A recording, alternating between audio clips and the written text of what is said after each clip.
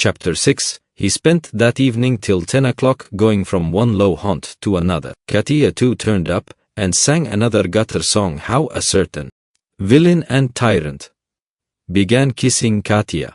Svidrigailov treated Katia, and the organ grinder, and some singers and the waiters, and 2 little clerks. He was particularly drawn to these clerks by the fact that they both had crooked noses, one bent to the left, and the other to the right. They took him finally to a pleasure garden, where he paid for their entrance. There was one lanky 3-year-old pine tree, and 3 bushes in the garden, besides a vauxhall, which was in reality a drinking bar, where tea too was served. And there were a few green tables and chairs standing round it. A chorus of wretched singers, and a drunken but exceedingly depressed German clown from Munich with a red nose entertained the public. The clerks quarreled with some other clerks, and a fight seemed imminent. Svidrigailov was chosen to decide the dispute. He listened to them for a quarter of an hour, but they shouted so loud that there was no possibility of understanding them. The only fact that seemed certain was that one of them had stolen something and had even succeeded in selling it on the spot to a Jew, but would not share the spoil with his companion. Finally it appeared that the stolen object was a teaspoon belonging to the Vauxhall. It was missed, and the affair began to seem troublesome. Svidrigailov paid for the spoon, got up, and walked out of the garden. It was about 6 o'clock. He had not drunk a drop of wine all this time, and had ordered tea more for the sake of appearances than anything. It was a dark and stifling evening. Threatening storm clouds came over the sky about 10 o'clock. There was a clap of thunder, and the rain came down like a waterfall. The water fell not in drops, but beat on the earth in streams. There were flashes of lightning every minute, and each flash lasted while one could count 5. Drenched to the skin, he went home, locked himself in, opened the bureau, took out all his money, and tore up 2 or 3 papers. Then, putting the money in his pocket, he was about to change his clothes, but, looking out of the window and listening to the thunder and the rain, he gave up the idea, took up his hat, and went out of the room without locking the door. He went straight to Sonia. She was at home. She was not alone. The 4 Kapernaumov children were with her. She was giving them tea. She received Svidrigailov in respectful silence, looking wonderingly at his soaking clothes. The children all ran away at once in indescribable terror. Svidrigailov sat down at the table and asked Sonia to sit beside him. She timidly prepared to listen. "I may be going to America, Sofia Semyonovna," said Svidrigailov, "and as I am probably seeing you for the last time, I have come to make some arrangements." "Well, did you see the lady today? I know what she said to you, you need not tell me." Sonia made a movement and blushed. "Those people have their own way of doing things. As to your sisters and your brother, they are really provided for, and the money assigned to them, I've put into safekeeping, and have received acknowledgement. You had better take charge of the receipts, in case anything happens. Here, take them.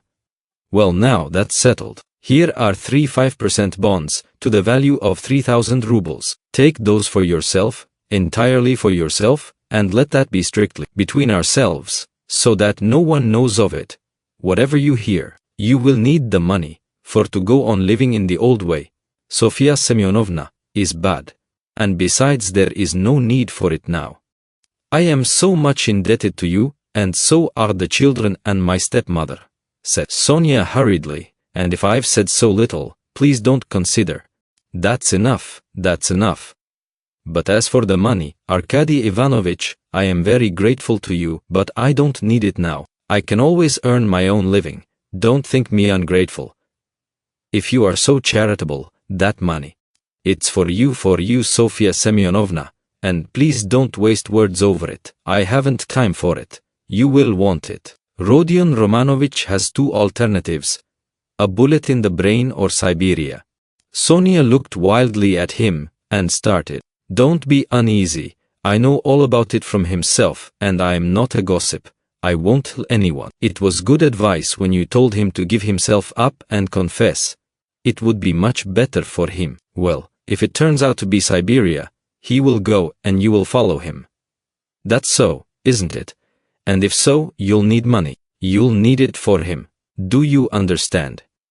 Giving it to you is the same as my giving it to him. Besides, you promised Amalia Ivanovna to pay what's owing. I heard you. How can you undertake such obligations so heedlessly, Sofya Semyonovna? It was Katerina Ivanovna's debt and not yours, so you ought not to have taken any notice of the German woman. You can't get through the world like that. If you are ever questioned about me tomorrow or the day after, you will be asked. Don't say anything about my coming to see you now, and don't show the money to anyone or say a word about it. Well, now goodbye. He got up. My greetings to Rodion Romanovich. By the way, you'd better put the money for the present in Mr. Razumihin's keeping. You know Mr. Razumihin? Of course you do. He's not a bad fellow. Take it to him tomorrow or, when the time comes. Until then, hide it carefully.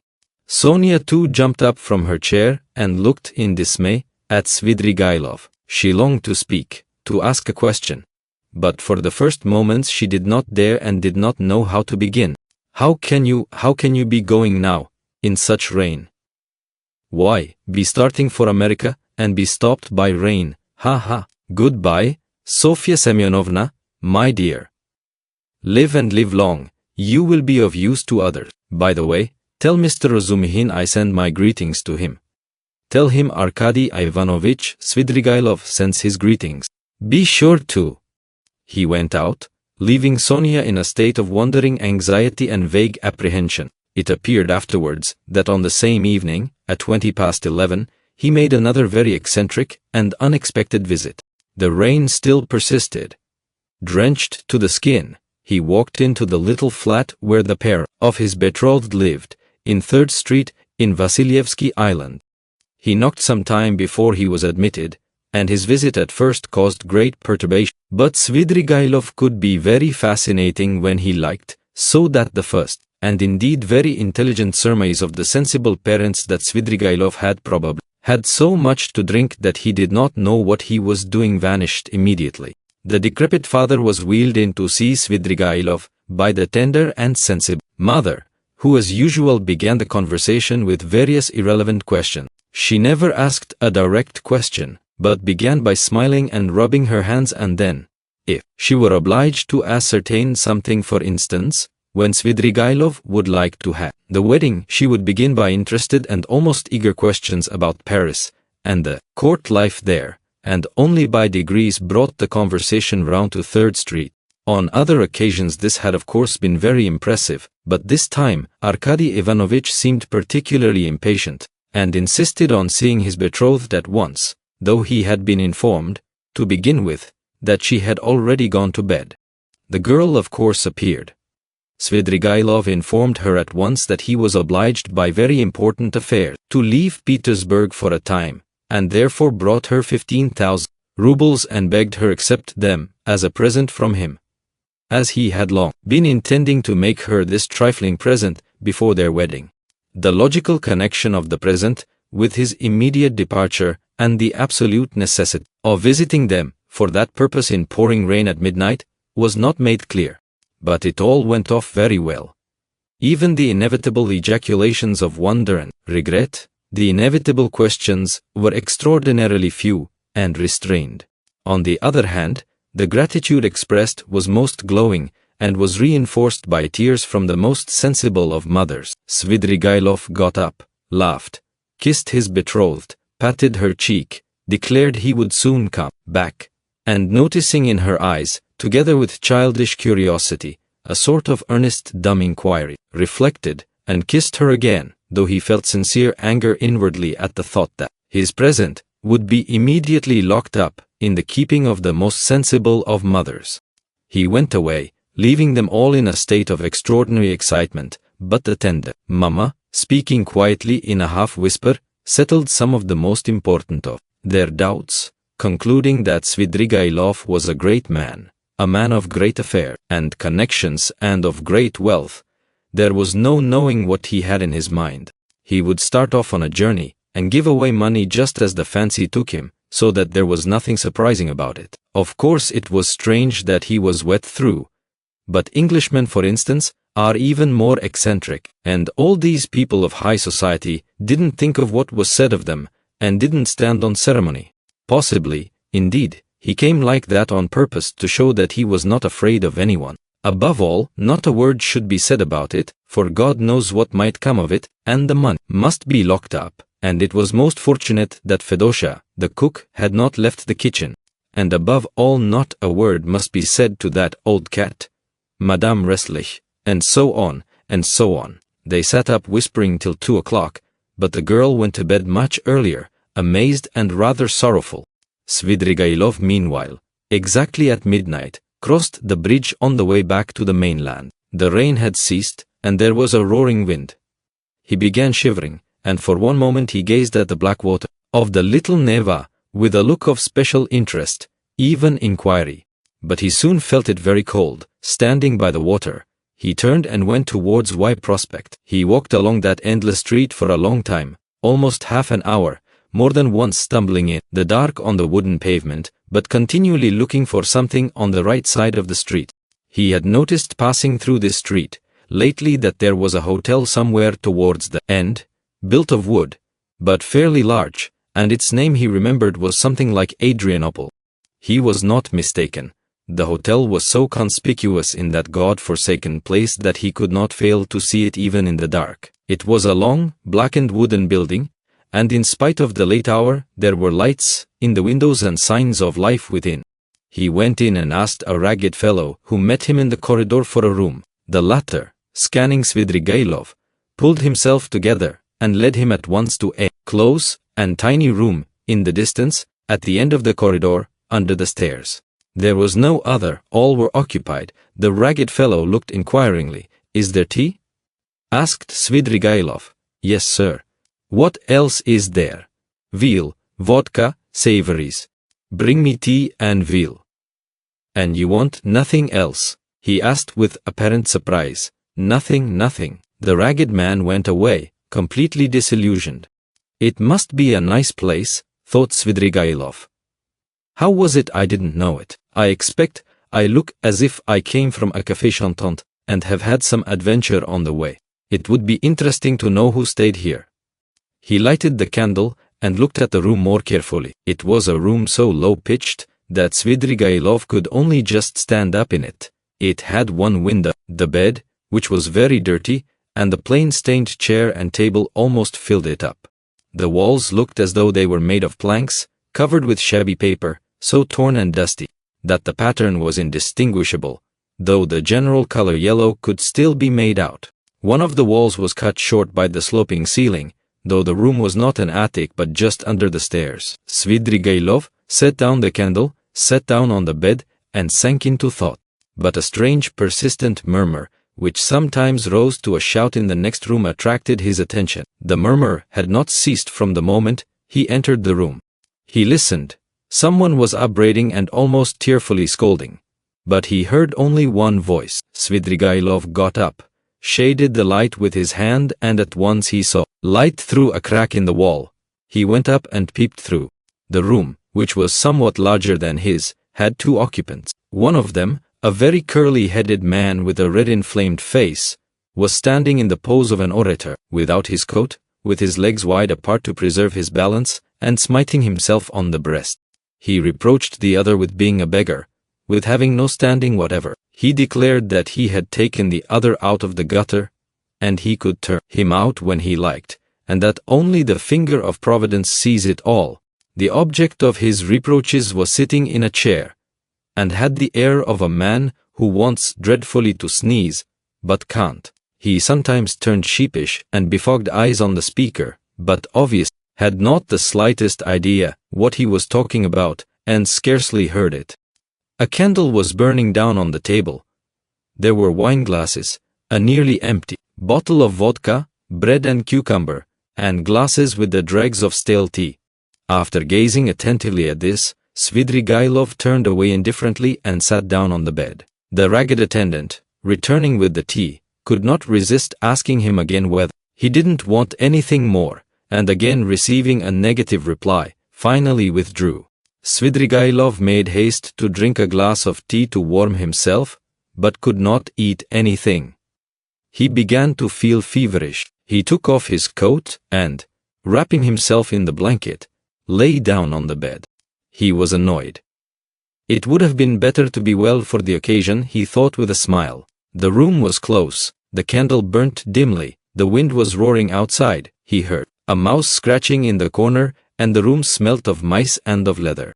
He lay in a sort of reverie, one thought followed another. He felt a longing to fix his imagination on something. It must be a garden under the window, he thought. There's a sound of trees. How I dislike the sound of trees on a stormy night, in the dark. They give one a horrid feeling. He remembered how he had disliked it when he passed Petrovsky Park just now. This reminded him of the bridge over the Little Neva, and he felt cold again as he had when standing there.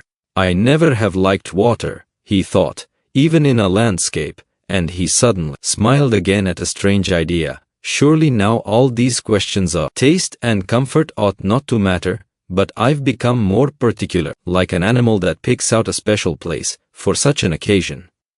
I ought to have gone into the Petrovsky Park. I suppose it seemed dark, cold, as though I were seeking pleasant sensations. By the way, why haven't I put out the candle? He blew it out. They've gone to bed next door, he thought, not seeing the light at the crack. Well, now, Marfa Petrovna, now is the time for you to turn up. It's dark, and the very time and place for you. But now you won't come.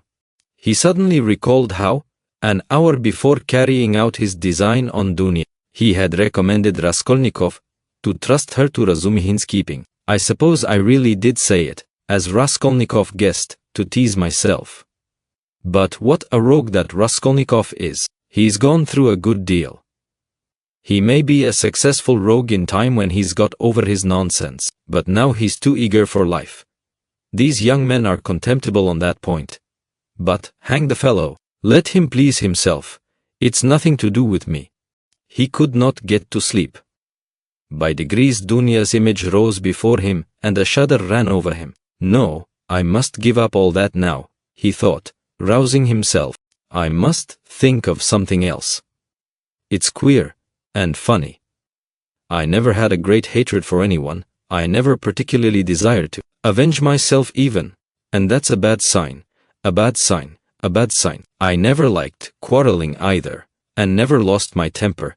That's a bad sign too. And the promises I made her just now, to damnation. But, who knows? Perhaps she would have made a new man of me somehow. He ground his teeth and sank into silence again. Again Dunya's image rose before him, just as she was when, after shooting, the first time, she had lowered the revolver in terror and gazed blankly at him, so that he might have seized her twice over, and she would not have lifted a hand to defend herself if he had not reminded her.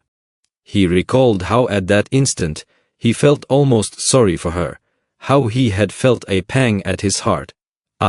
Damnation, these thoughts again. I must put it away. He was dozing off. The feverish shiver had ceased, when suddenly something seemed to run over his arm and leg under the bedclothes. He started. Hang it, I believe it's a mouse, he thought. That's the veal I left on the table. He felt fearfully disinclined to pull off the blanket, get up, get cold, but all at once something unpleasant ran over his leg again. He pulled off the blanket and lighted the candle. Shaking with feverish chill, he bent down to examine the bed. There was nothing. He shook the blanket, and suddenly a mouse jumped out on the sheet. He tried to catch it, but the mouse ran to and fro in zigzags without leaving the bed, slipped between his fingers, ran over his hand, and suddenly darted under the pillow. He threw down the pillow, but in one instant felt something leap on his chest, and dart over his body, and down his back under his shirt. He trembled nervously and woke up. The room was dark. He was lying on the bed and wrapped up in the blanket as before. The wind was howling under the window. How disgusting, he thought with annoyance. He got up and sat on the edge of the bedstead, with his back to the window. It's better not to sleep at all, he decided. There was a cold damp draught from the window, however. Without getting up, he drew the blanket over him and wrapped himself in it. He was not thinking of anything, and did not want to think. But one image rose after another. Incoherent scraps of thought without beginning or end passed through his mind. He sank into drowsiness. Perhaps the cold, or the dampness, or the dark, or the wind that howled under the window and tossed the trees roused a sort of persistent craving for the fantastic. He kept dwelling on images of flowers. He fancied a charming flower garden, a bright, warm, almost hot day, a holiday Trinity day, a fine, sumptuous country cottage in the English taste overgrown with fragrant flowers, with flower beds going round the house. The porch, wreathed in climbers, was surrounded with beds of roses. A light, cool staircase, carpeted with rich rugs, was decorated with rare plants in china pots. He noticed particularly in the windows nosegays of tender, white, heavily fragrant narcissus bending over their bright, green, thick long stalks. He was reluctant to move away from them, but he went up the stairs and came into a large, high drawing room. And again, everywhere at the windows, the doors onto the balcony, and on the balcony itself were flowers. The floors were strewn with freshly cut fragrant hay, the windows were open, a fresh, cool, light air came into the room. The birds were chirruping under the window, and in the middle of the room, on a table covered with a white satin shroud, stood a coffin. The coffin was covered with white silk and edged with a thick white frill. Wreaths of flowers surrounded it on all sides. Among the flowers lay a girl in a white muslin dress, with her arms crossed and pressed on her bosom, as though carved out of marble. But her loose fair hair was wet. There was a wreath of roses on her head. The stern and already rigid profile of her face looked as though chiseled of marble too, and the smile on her pale lips was full of an immense unchildish misery and sorrowful appeal. Svidrigailov knew that girl. There was no holy image, no burning candle beside the coffin, no sound of prayers. The girl had drowned herself. She was only 14, but her heart was broken. And she had destroyed herself, crushed by an insult that had appalled and amazed that childish soul, had smirched that angel purity with unmerited disgrace, and torn from her a last scream of despair, unheeded and brutally disregarded, on a dark night in the cold and wet while the wind howled. Svidrigailov came to himself, got up from the bed and went to the window. He felt for the latch and opened it. The wind lashed furiously into the little room and stung his face and his chest, only covered with his shirt, as though with frost. Under the window there must have been something like a garden, and apparently a pleasure garden. There, too, probably there were tea tables and singing in the daytime. Now drops of rain flew in at the window from the trees and bushes. It was dark, as in a cellar, so that he could only just make out some dark blurs of objects. Svidrigailov, bending down with elbows on the windowsill, gazed for 5 minutes into the darkness. The boom of a cannon, followed by a second one, resounded in the darkness of the night. Ah, the signal. The river is overflowing, he thought. By morning it will be swirling down the street in the lower parts, flooding the basements and cellars. The cellar rats will swim out, and men will curse in the rain and wind as they drag their rubbish to their upper stories. What time is it now? And he had hardly thought it when, somewhere near, a clock on the wall, ticking away hurriedly, struck 3. Aha! It will be light in an hour. Why wait? I'll go out at once straight to the park. I'll choose a great bush there drenched with rain so that as soon as one's shoulder touches it, millions of drops drip on one's head. He moved away from the window, shut it, lighted the candle, put on his waistcoat, his overcoat and his hat, and went out, carrying the candle, into the passage to look for the ragged attendant who would be asleep somewhere in the midst of candle ends and all sorts of rubbish, to pay him for the room and leave the hotel. It's the best minute. I couldn't choose a better. He walked for some time through a long narrow corridor without finding anyone, and was just going to call out, when suddenly, in a dark corner between an old cupboard and the door, he caught sight of a strange object which seemed to be alive. He bent down with the candle and saw a little girl, not more than 5 years old, shivering and crying, with her clothes as wet as a soaking house flannel. She did not seem afraid of Svidrigailov, but looked at him with blank amazement out of her big black eyes. Now and then she sobbed as children do when they have been crying a long time, but are beginning to be comforted. The child's face was pale and tired. She was numb with cold. How can she have come here? She must have hidden here and not slept all night. He began questioning her. The child, suddenly becoming animated, chattered away in her baby language, something about Mammy and that Mammy would beat her, and about some cup that she had broken. The child chattered on without stopping. He could only guess, from what she said, that she was a neglected child, whose mother, probably a drunken cook, in the service of the hotel, whipped and frightened her. That the child had broken a cup of her mother's, and was so frightened that she had run away the evening before, had hidden for a long while somewhere outside in the rain, at last had made her way in here, hidden behind the cupboard, and spent the night there, crying and trembling from the damp, the darkness, and the fear that she would be badly beaten for it.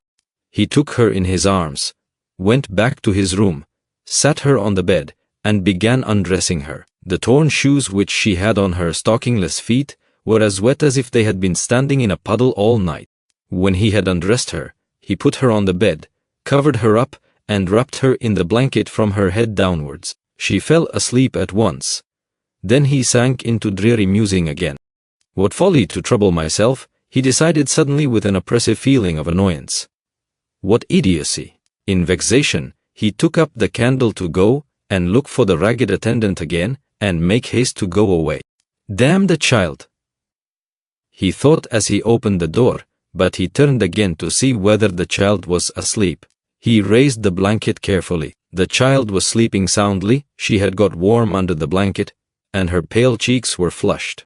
But strange to say, that flush seemed brighter and coarser than the rosy cheeks of childhood. It's a flush of fever, thought Svidrigailov. It was like the flush from drinking, as though she had been given a full glass to drink. Her crimson lips were hot and glowing. But what was this? He suddenly fancied that her long black eyelashes were quivering, as though the lids were opening, and a sly, crafty eye peeped out with an unchildlike wink, as though the little girl were not asleep, but pretending.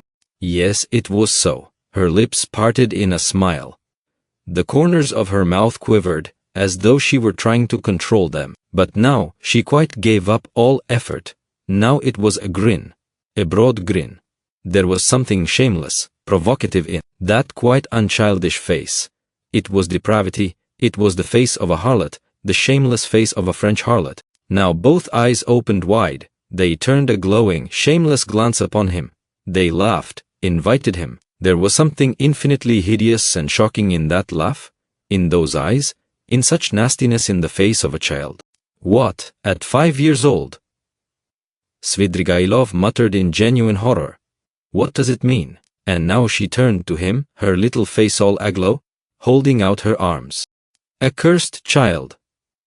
Svidrigailov cried, raising his hand to strike her, but at that moment he woke up. He was in the same bed, still wrapped in the blanket.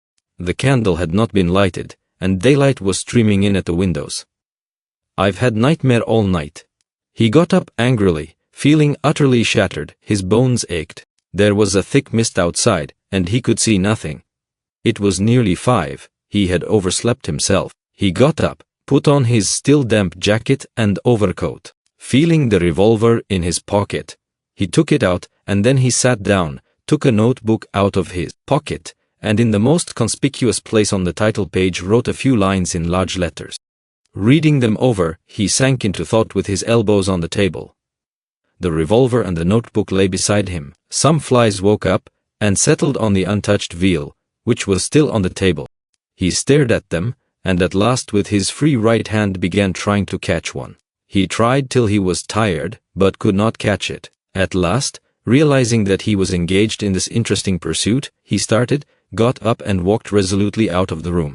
A minute later he was in the street. A thick milky mist hung over the town. Svidrigailov walked along the slippery, dirty, wooden pavement towards the Little Neva. He was picturing the waters of the Little Neva swollen in the night, Petrovsky Island, the wet paths, the wet grass, the wet trees and bushes, and at last the bush. He began ill-humoredly staring at the houses, trying to think of something else. There was not a cabman or a passer-by in the street. The bright yellow, wooden, little houses looked dirty and dejected with their closed shutters. The cold and damp penetrated his whole body, and he began to shiver. From time to time, he came across shop signs and read each carefully. At last he reached the end of the wooden pavement and came to a big stone house. A dirty, shivering dog crossed his path with its tail between its legs. A man in a greatcoat lay face downwards, dead drunk, across the pavement. He looked at him, and went on. A high tower stood up on the left. Bah! He shouted, here is a place.